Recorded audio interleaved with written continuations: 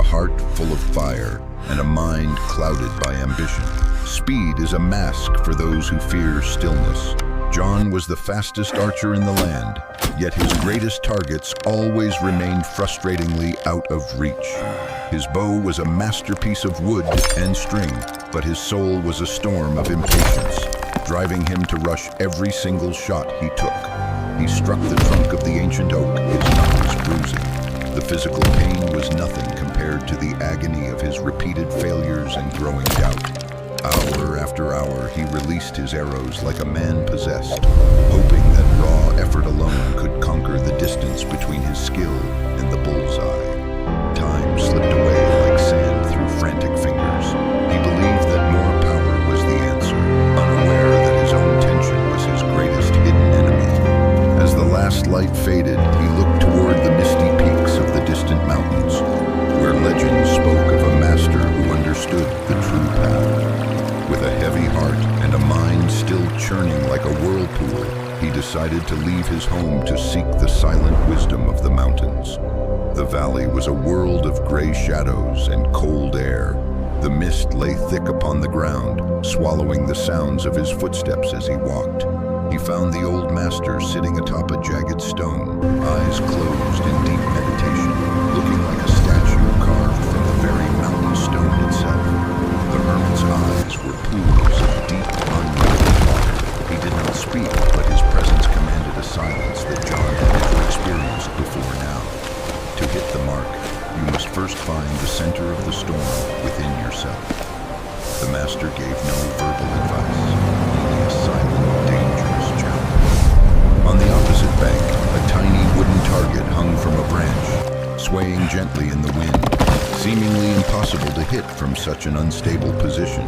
Without a word, the master stepped onto the wet, mossy log. He moved with the grace of a cloud, his weight seemingly non-existent as he walked. At the center of the rushing torrent, the master stood on one leg, perfectly still. He stood on the edge of chaos without losing his center. John gripped his bow and stepped onto the Oh no, surface. I'm falling! Immediately, the water below filled his ears and his legs began to shake. The wood was covered in green slime, as slippery as ice. Every muscle in his body tensed, fighting the gravity that pulled him toward the abyss. He tried to draw his bow, but the effort threw his center of gravity off. His vision blurred as sweat dripped into his eyes from his forehead. In a moment of pure panic, his foot slipped. He plunged into the icy water, the shock of the cold air leaving his lungs in a gasp.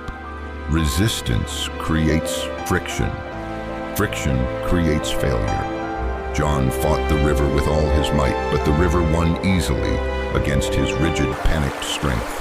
He dragged himself onto the muddy bank, shivering and defeated. His bow was scratched, and his pride was shattered into 1,000 jagged, painful pieces. The master hadn't moved. He remained on his rock, a silent witness to John's struggle, neither judging nor helping the young man in his dark hour. Exhaustion seeped into his bones. He realized that raw strength meant nothing here. He lacked the inner silence that commands the wind and the water. Morning light broke through the canopy, painting the mist in shades of gold. The world seemed to pause, caught in a breath of perfect morning stillness. He watched a single leaf float down the rapids. It didn't fight the waves, it rode them. It was at peace with the chaos surrounding it. John closed his eyes and began to breathe.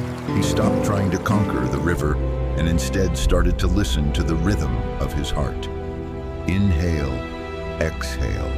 The air moved in and out like the tides. The frantic noise of his thoughts began to settle like dust after a rain. A single dewdrop clung to the tip of his arrow, reflecting the world. He felt a strange new sense of clarity and connection to everything.